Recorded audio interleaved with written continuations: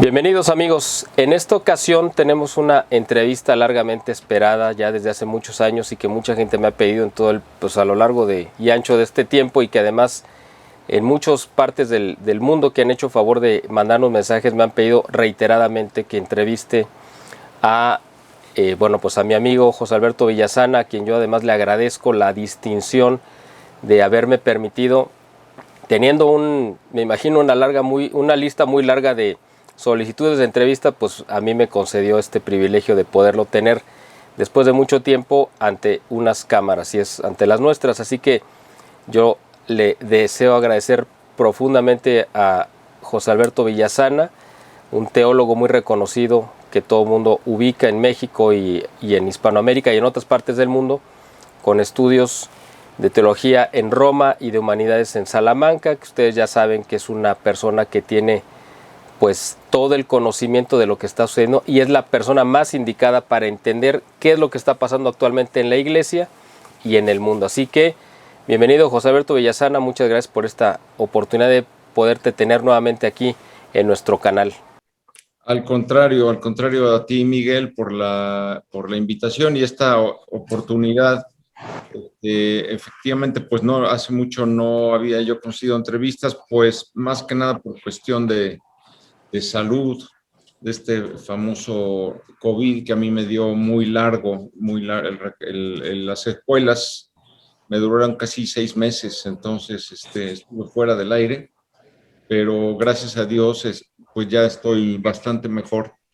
Entonces aquí estoy a tus órdenes y a la de todos los amigos que siempre ven tu programa. Muchas gracias y qué bueno, y yo creo que toda la gente que ve este programa le va a dar gracias a Dios, así como lo estoy haciendo yo ahora, porque te permitió salir adelante de esto. Tú y yo tenemos amigos que no salieron de este trance, desgraciadamente, así que es una bendición que tú estés aquí, y hay mucho más todavía que tienes que darnos a la humanidad y al mundo católico con tu conocimiento y pues todo lo que tú has logrado avanzar en cuanto al desciframiento, que es parte de tu fortaleza, ¿no? de los signos de los tiempos, que es un tema tan complejo, tan complicado, y además que tú dominas también. Entonces por ahí nos vamos a ir en esta entrevista, y yo creo que el tema ahorita que más atención está captando en el mundo, no solamente yo creo que en el mundo católico, sino yo creo que a nivel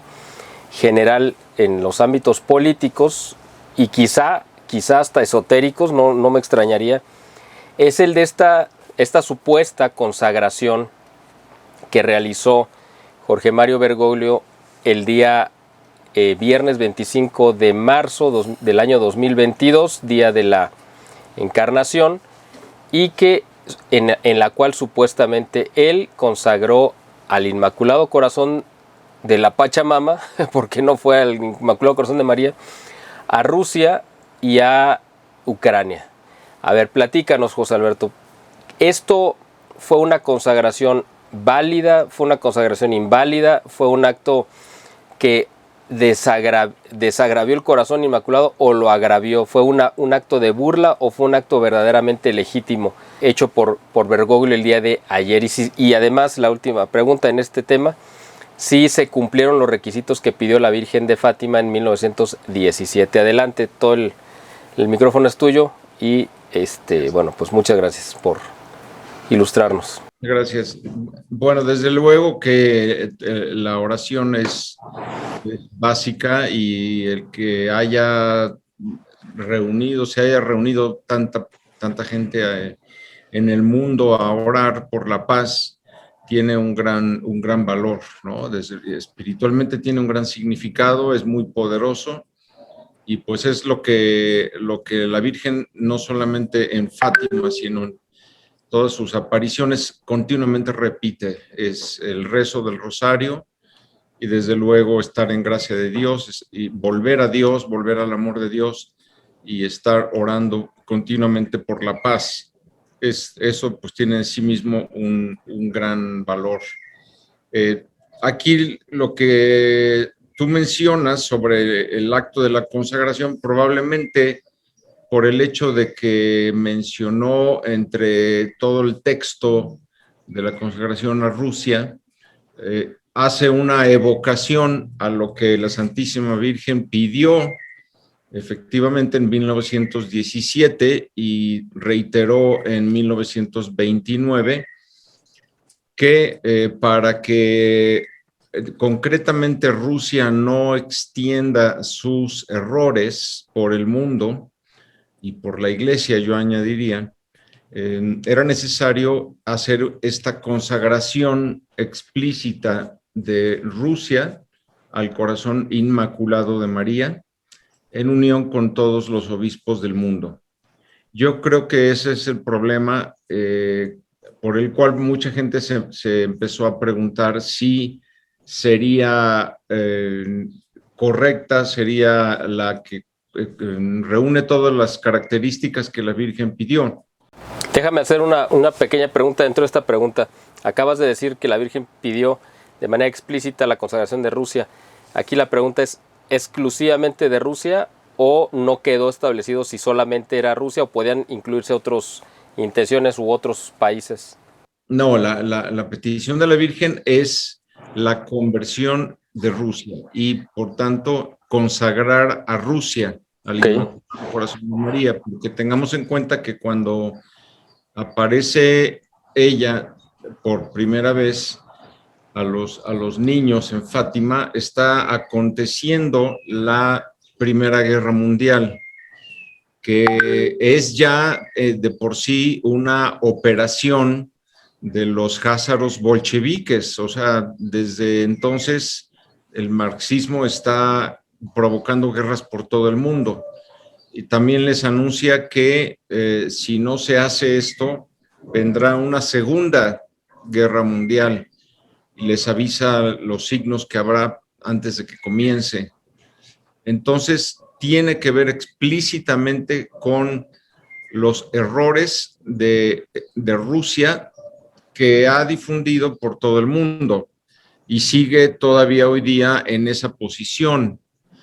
Erróneamente se piensa que cuando cayó el muro de Berlín en 1989 se acabó el comunismo y pues no es así. Realmente el comunismo, digamos, se cayó el muro y el comunismo se difundió más ampliamente. Si vemos, pues todos los organismos internacionales globalistas, el Fondo Monetario Internacional, la ONU, todos esos son organismos socialistas. La labor que hacen es netamente socialista. Y el otro punto muy grave es que el comunismo se infiltró en la Iglesia a través de una labor que venía sobre todo de Rusia, es decir, agentes dobles de la KGB, jóvenes, se introducían en los seminarios para seguir la carrera sacerdotal, digamos, con la estrategia del caballo de Troya, ¿no? Infiltrar la iglesia para destruirla desde adentro. Todos esos jóvenes seminaristas, agentes dobles de la KGB, son hoy día, pues, los obispos y cardenales que tienen ocupada la sede del Vaticano. Entonces, vemos cómo la labor del comunismo sigue en pie.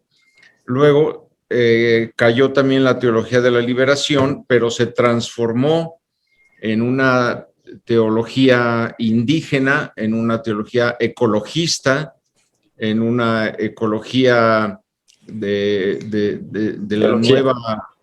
Sí, todo el neomarxismo, digamos, que estamos viviendo, las ideologías actuales de género, todo eso, derivan del marxismo directamente. Entonces, hoy día está más fuerte que nunca el marxismo. En el mismo dinero que usamos, que es que no tiene valor alguno, que es controlado por las bancas centrales, pues es dinero socialista, porque no son más que vouchers de deuda, y es una deuda pues con la cual van manipulando a la población, más todos los intentos actuales por imponer, por ejemplo, una dictadura sanitaria a nivel mundial. lo vimos con la famosa COVID vacunas, todo esto que fue planeado conjuntamente para someter a las naciones en un nuevo tipo de control. Y lo vemos pues también en los intentos que hay ahorita de imponer un comunismo en los diversos países, en España, en América Central, todo lo que ha hecho el Partido Demócrata desde que ganó, en fin, y en Ucrania, hablando de Zelensky, bueno, pues es más el ejemplo más fuerte que existe de un nacionalsocialismo de izquierda, o sea, estamos entre el nacionalsocialismo y el marxismo occidental, que finalmente confluyen a lo mismo. Entonces, por eso es que quizá ha habido esta falsa expectativa de decir, a ver si con esta consagración ya las cosas se componen. Y pues no, o sea, la consagración que pidió la Santísima Virgen está muy, muy lejos de ser la que ella está esperando todavía. La que ella había pedido. ¿Cuáles fueron las cosas que en esta consagración que vimos este 25 de marzo no se cumplieron de acuerdo a la petición de la Virgen María, José Alberto? Bueno, la primera es que sea hecha a Rusia, o sea, que sea consagrada Rusia y no otro país al corazón inmaculado de María. Segundo, que sea hecha en comunión con todos los obispos del mundo, es decir, no una vaga invitación para que los fieles se unan en oración. Entonces, los obispos tienen que hacer esa consagración explícita al mismo tiempo con el Santo Padre. Y la última, pues es esta que acabamos de decir, tiene que ser el Santo Padre, es decir, tiene que ser un papa legítimo, porque nos encontramos, como ya lo hemos dicho en otras ocasiones, en la situación en la cual el pontificado de Jorge Mario Bergoglio es un pontificado ilegítimo, en el sentido de que él fue producto de una elección canónicamente inválida y por lo mismo hoy es un antipapa. Y pues es evidente que la consagración la tiene que hacer un papa válido. Y aquí sí quiero hacer una pequeña aclaración, que no, cuando se habla de el antipapa, muchas personas confunden con pues alguien malévolo, con una persona, quizá por el término anticristo, lo relacionan con anticristo o con falso profeta. Y si tú ves la lista de la historia, de los papas de la historia de la Iglesia, tú vas a encontrar en cualquier lista que lo busques, como en la historia han habido 35 antipapas oficiales.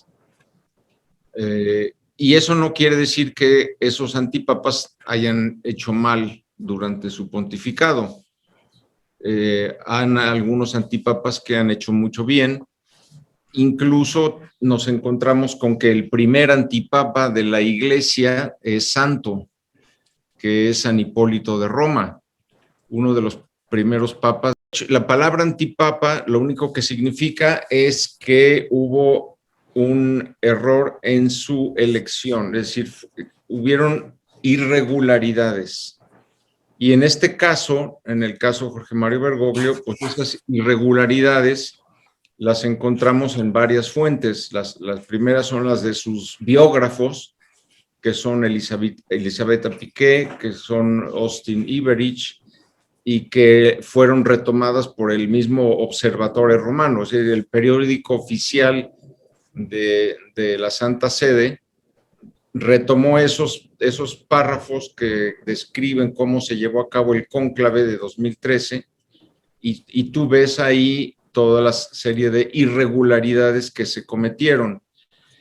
Ahora bien, antes de 1983 no había ningún problema en ser antipapa y pues llevar el gobierno de la Iglesia bajo la luz del Espíritu Santo, que es el que mueve a la Iglesia y es el que la lleva. El problema es que en 1983 el Papa Juan Pablo II, obviamente bajo la inspiración del cardenal Ratzinger, escribieron una constitución, la Universi Dominici Gregis.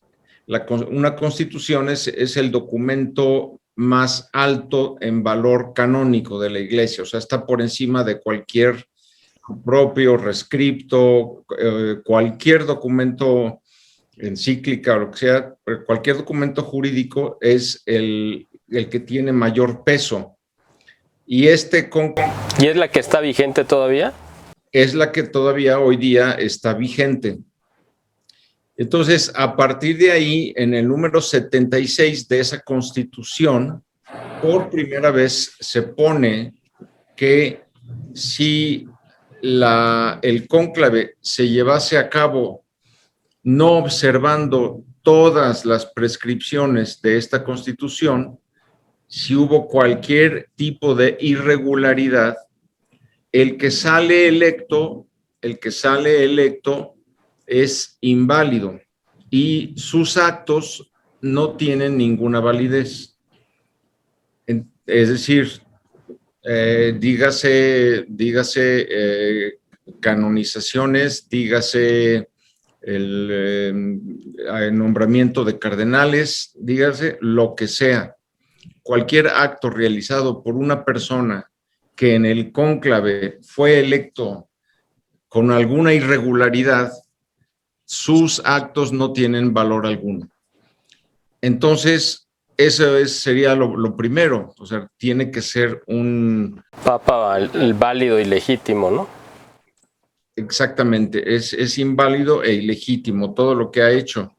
Y aquí, por ejemplo, pues tenemos un gran problema, hablando de paso de esto, en el que pues casi nadie ha reparado, y es que los cardenales electores, es decir, aquellos que tienen menos de 80 años, que en este momento el total de cardenales es de 229, pero electores son solamente 128, que es los que tienen menos de 80 años, los que podrían elegir a un papa.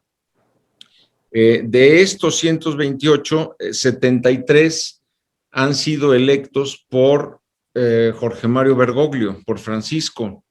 Como un 60%, ¿no? Más o menos. El 57%, sí. Y digamos, solamente quedan 39 de Benedicto XVI y 16 de Juan Pablo II. Lo cual quiere decir que de los válidos requeridos para la elección se necesitarían 67, porque es las 2/3 partes más 1. Pero no tenemos más que 43 válidos, o sea, de los que porque fueron electos por los papas anteriores. Entonces, ¿qué quiere decir esto? Que si en este momento murieran pues los dos papas, no podría haber un cónclave válido para elegir a otro papa, porque los electos no da la mayoría de 2/3 más 1. A menos que sesionaran separados, ¿no? O sea, los válidos y los inválidos, lo cual pues, yo creo que no sería viable, pues, pero ahí podría darse el caso si los 40 y tantos que mencionas eligieran un papa, sería un papa legítimo, ¿no? Pues el problema es que tienen que ser todos los cardenales de menos de 80 los que son convocados. para no volver a caer en otra irregularidad. Pero de los 128 que dices que van a participar en el cónclave, bueno, suponiendo que fuera en estas fechas, sí, 70 y tantos son inválidos, es decir, pues el 57% que mencionas. Exactamente. Ellos daría lo mismo que participen o no en un cónclave en el sentido de la legalidad, porque ellos no podrían darle legitimidad porque su voto sería inválido, ¿no? Solamente sería válido el voto de los cardenales que fueron creados por papas legítimos, ¿no?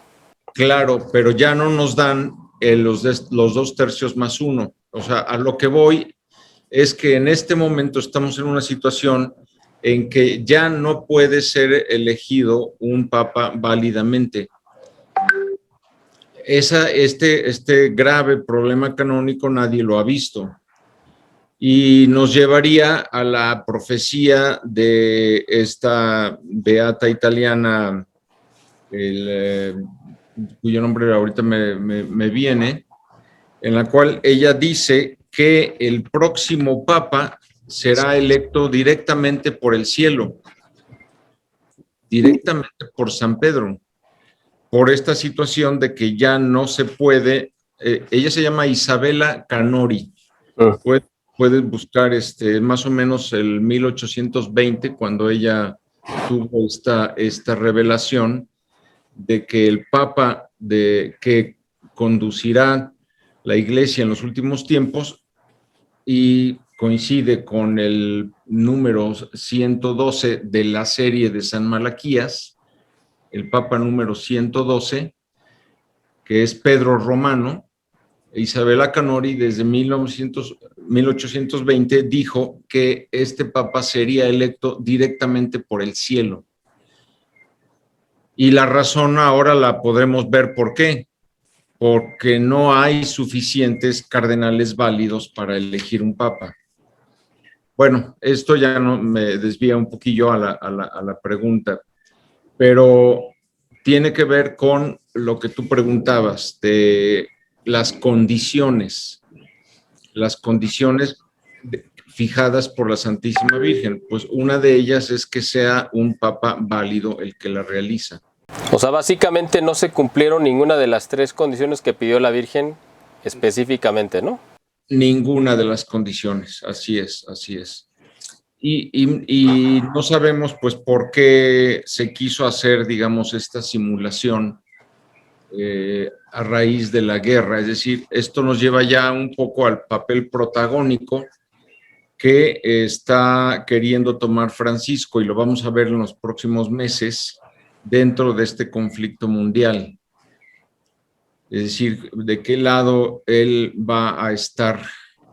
Y aquí hay otra profecía que mencionaba hace poco, debe haber sido el 22 de marzo pasado, el padre Paul Kramer, y que él dice que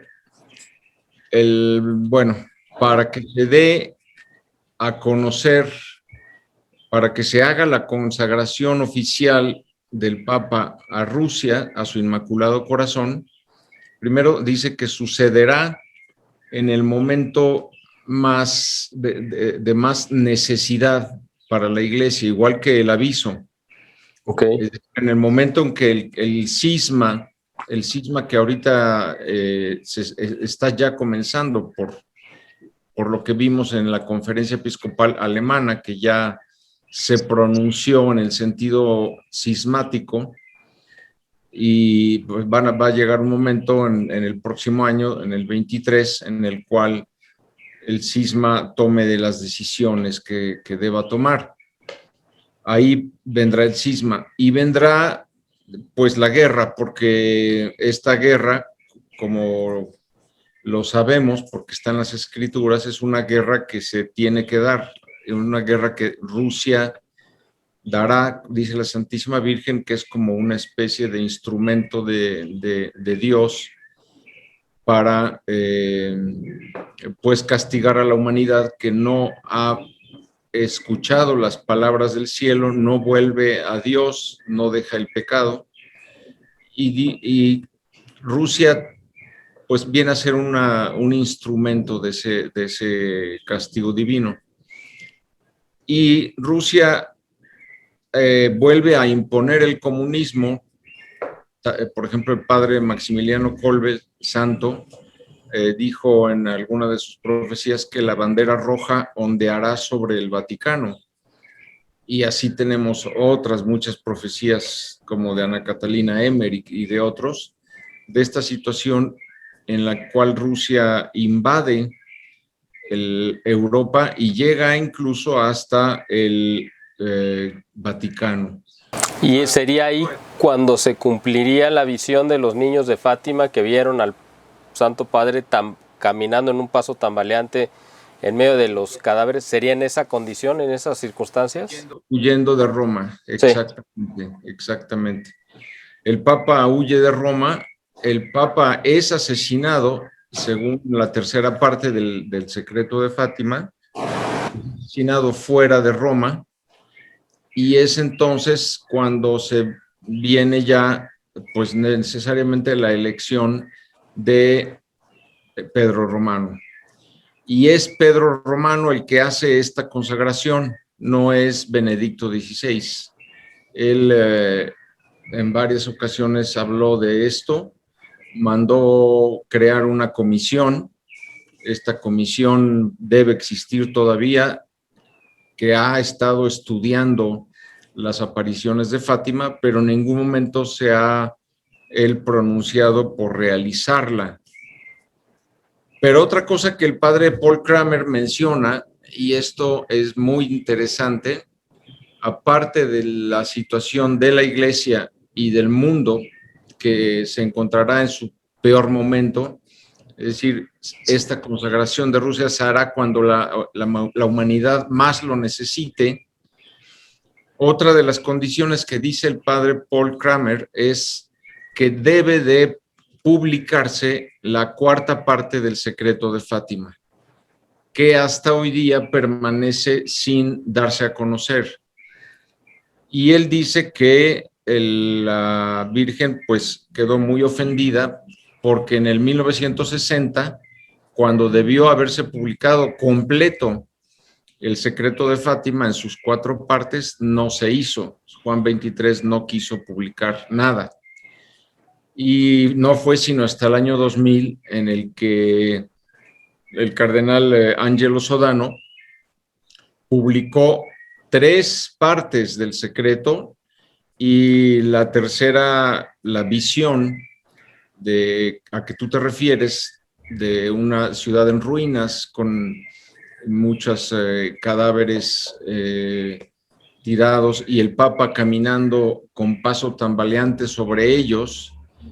Toda esta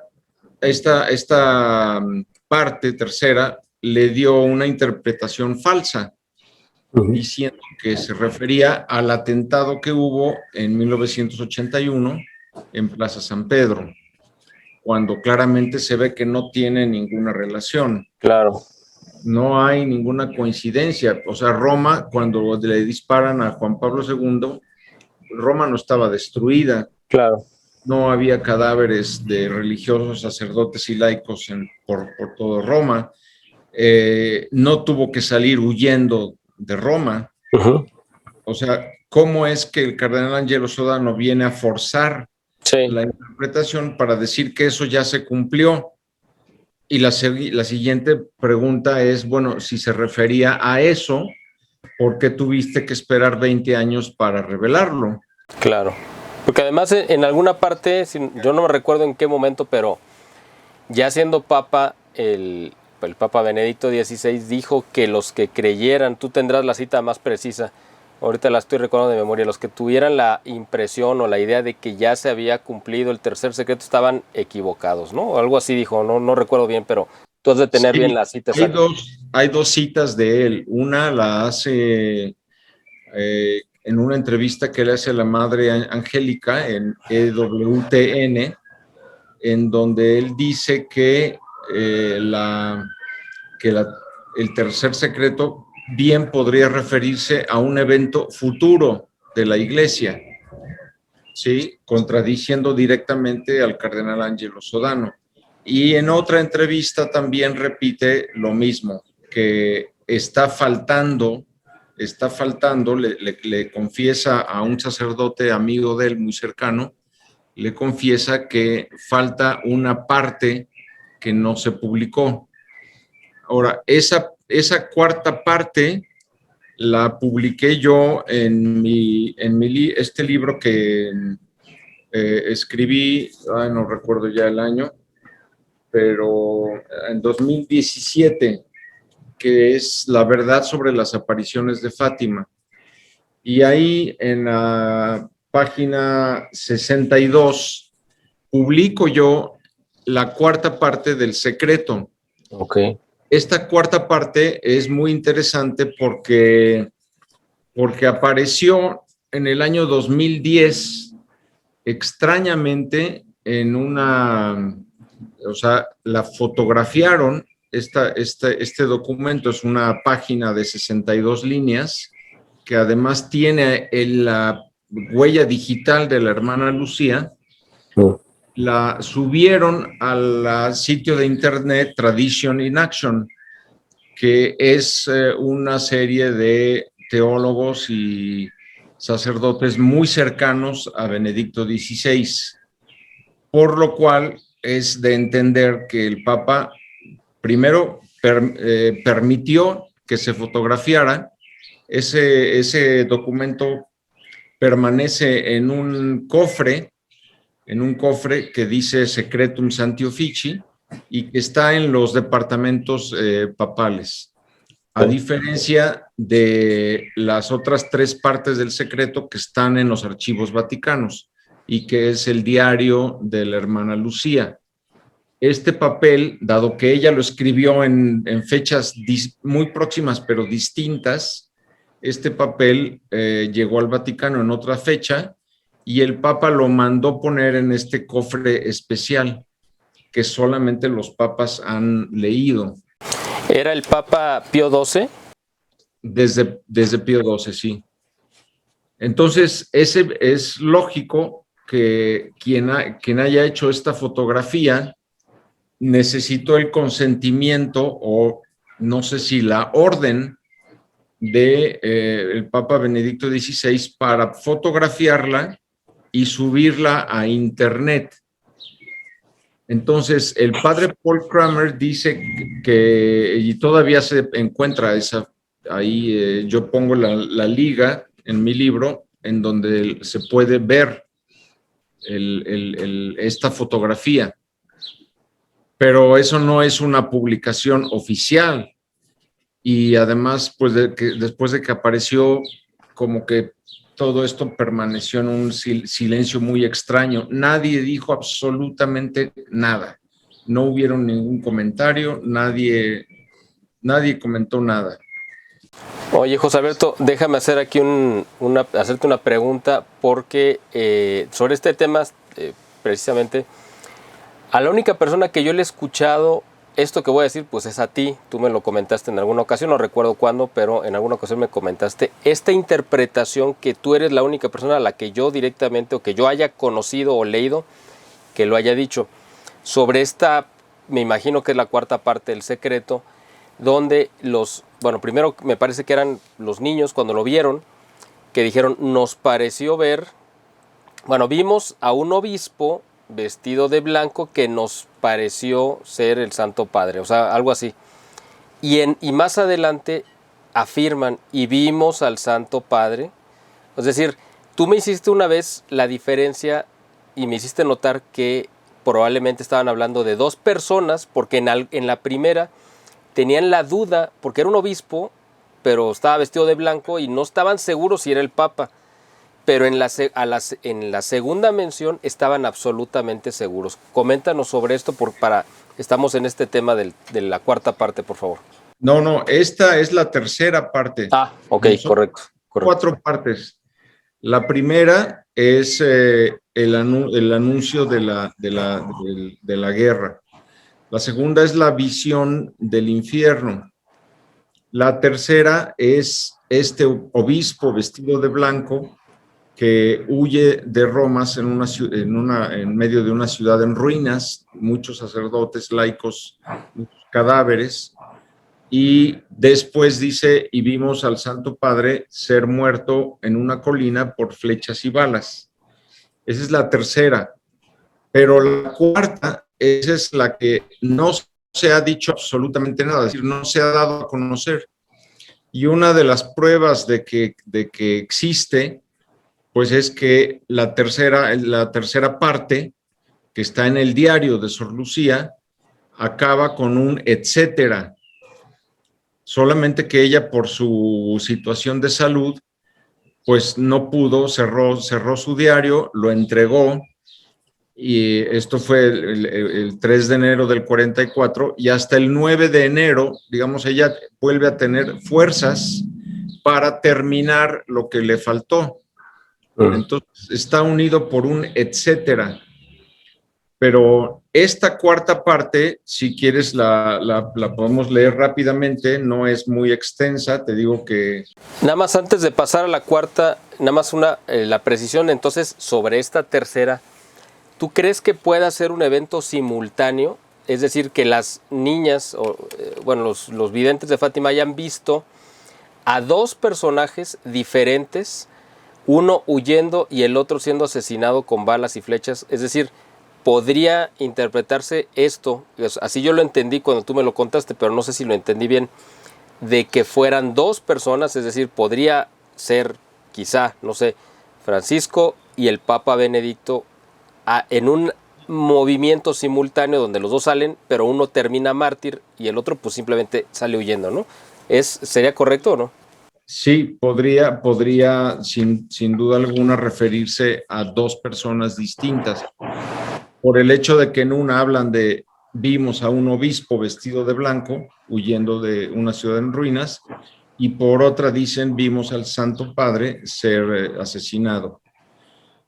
Y aparte de que pues, digamos, la exégesis, si lo queremos completar con San Pablo, que es el que habla del obstáculo, el catejón, es decir, esta persona que tiene que ser retirada de en medio, es decir, tiene que ser asesinada para que se pueda manifestar públicamente el anticristo. Siempre, digamos, pues al menos los que estudiamos el tema, hemos considerado que este obstáculo, este catejón, es Benedicto XVI. Aún estando él hoy día, digamos, pues autoexiliado, autosilenciado, En sede impedida, ¿no? en sede impedida, en donde él mismo quiso meterse a una sede impedida, y sin embargo ve cómo el hecho simple de que él siga con vida pone en jaque, por ejemplo, al sínodo alemán. A eso se debe todos estos ataques últimos contra él, en donde vuelven a traer que él protegió a sacerdotes pederastas en Alemania, etcétera, etcétera, ¿no? ¿Por qué? Pues para embarrar un poco la imagen de Benedicto XVI. Casos que eran ya muy antiguos, que ya se habían resuelto, casos que ya estaban superados, los vuelven otra vez a sacar. ¿Por qué? Porque en los escritos de él y sus dichos y todo el magisterio auténtico de Benedicto XVI es contrario a lo que está proponiendo el sínodo alemán, que es el sacerdocio de la mujer, que es terminar con el celibato de los sacerdotes y que es bendecir a las parejas homosexuales en la iglesia. Entonces, él ha sido totalmente contrario a esta posición del sínodo alemán, y por eso el sínodo alemán le incomoda mucho el que esté con vida aún Benedicto XVI. Y es evidente pues que si han matado a varios papas ahí dentro del Vaticano, pues es obvio que quieran en algún momento también deshacerse de él. Claro. Y podemos imaginarnos pues que sí llegará ese momento en que este obstáculo, este catejón, va a ser eliminado. Entonces es él el que al que se está refiriendo San Pablo. No podemos estar equivocados, pero todo parece apuntar ahí. Antes de que nos leas la cuarta parte, porque sí quiero que la leas, por favor, ¿cómo podemos saber que el Papa Benedicto todavía está vivo y no que ya se deshicieron de él y han usado un doble, como lo han hecho al parecer con otros personajes como la misma hermana Lucía? ¿Cómo podríamos tener la certeza de que todavía está vivo y de que de repente, porque salen fotos de él, cómo sabemos que sí es el mismo y no un doble? O sea, ¿cómo podríamos tener esa certeza si es que se puede tener?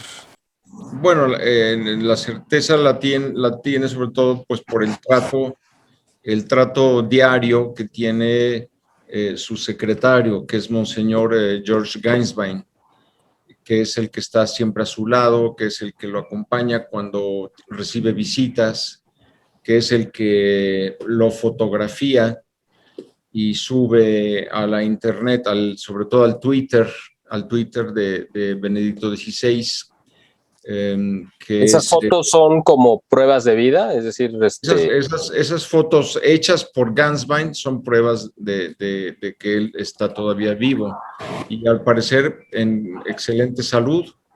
Lo único que se dice es que ya perdió un poco el habla, o sea, el sentido que le cuesta ya cada vez más hablar. Pero, pero por lo demás su salud está estable, está bastante saludable. Y te digo, en el sitio este de Twitter, donde Gansbain va subiendo las fotos, las visitas que recibe casi diariamente, pues son la prueba de que él está todavía con vida. Entonces, es muy interesante que el padre Paul Kramer, que es archivista oficial de Fátima, junto con el hermano Michel de la Trinité, si es que aún vive, porque ya tenía muchos años, pero digamos que en este momento el experto número uno en Fátima, el tema Fátima, es el padre Paul Kramer, que vive en Irlanda y que acaba de decir que aparte de que realice un papa válido, o sea, el 102, el sucesor legítimo de Benedicto XVI, la consagración, y que ésta se realizará en cuanto el comunismo vuelva a tomar Europa violentamente. Y dice él que otra de las condiciones es que en ese momento se publique la cuarta parte del secreto.